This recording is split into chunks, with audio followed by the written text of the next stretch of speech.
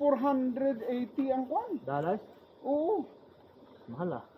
Mahal na. 480. Oh, mahal daw niya kasi heavy duty. Matagal.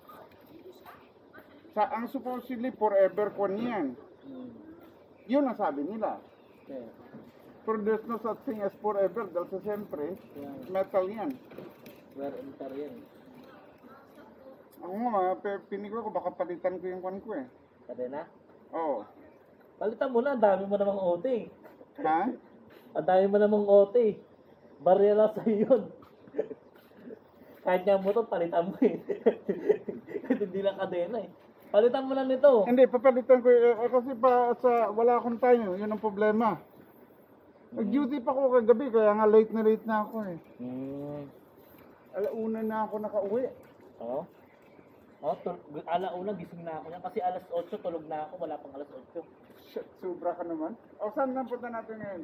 Ay, O pala. Ay saan? Doon banda. Sa may Fox Lake pa. punta tayo ulit dun sa may, ano ba yung lake na pinuntahan natin? Punta tayo ng Lake Geneva.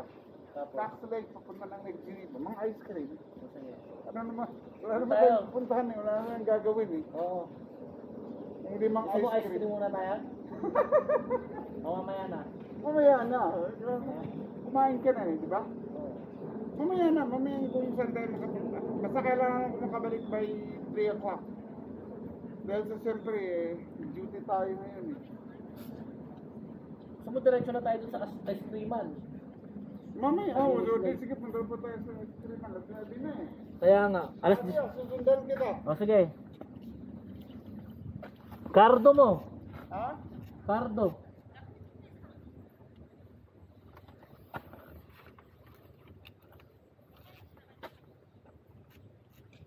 Hello. Wala pa. Hello?